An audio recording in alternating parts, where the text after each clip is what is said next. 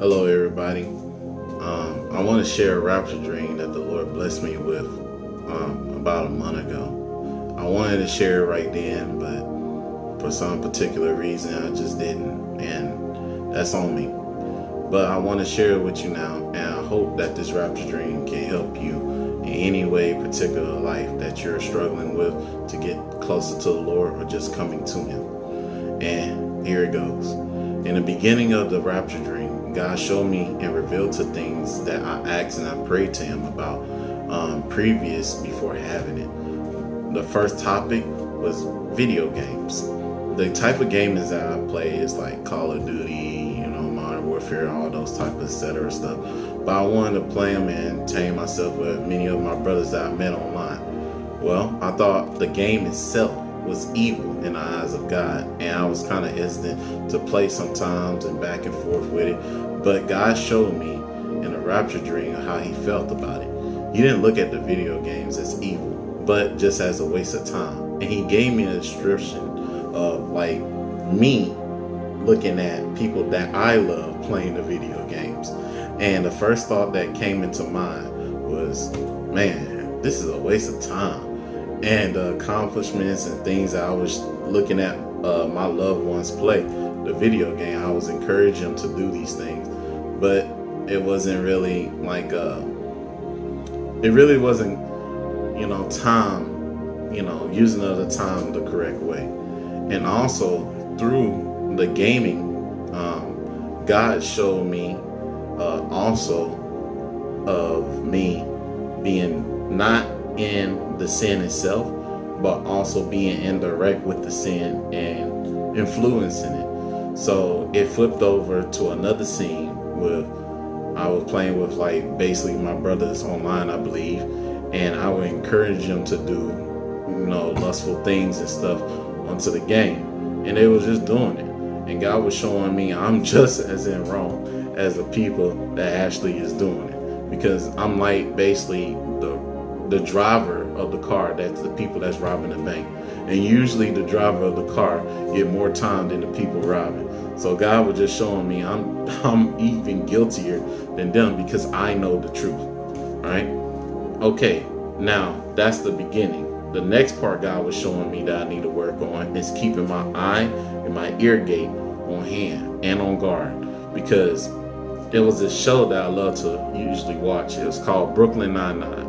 It's funny to me, but inside the show you can see small parts and bigger parts inside the show throughout the whole series that they showing lustful and things. And what God did, I was looking back from afar, and I was seeing two main characters, a male and a female, from like a main character cast of that show, and they was basically going heavy under the covers. And me looking at them doing this stuff heavy under the covers, it was making me feel more lustful to be able to do that desire, and I just had the craving to do that, right?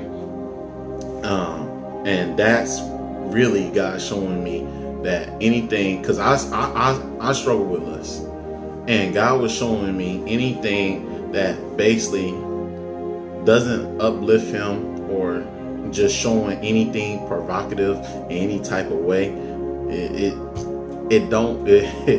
it just only inflicts what's from your like vision and from your interaction to inside your heart.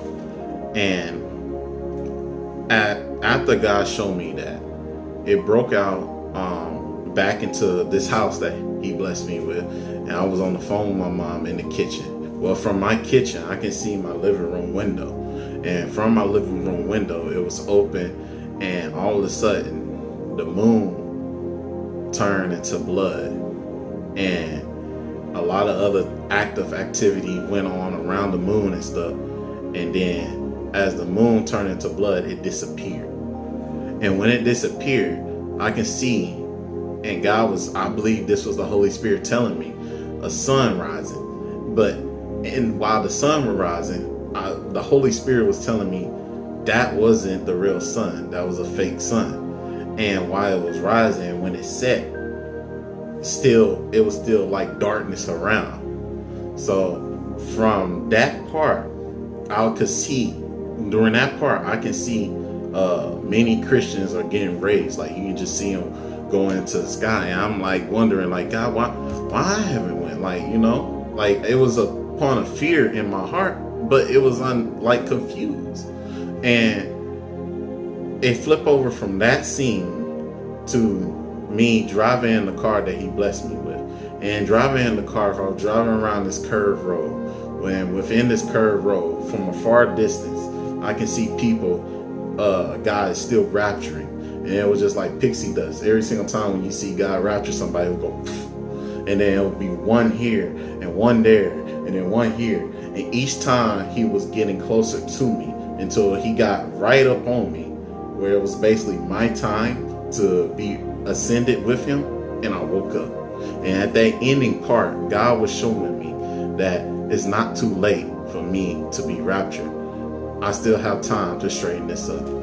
And what I want to share this with y'all is that no matter where you at in life, no matter how far deep of in sin that you think you are and you feel like you can't get out, I don't care if you kill anybody. I don't care if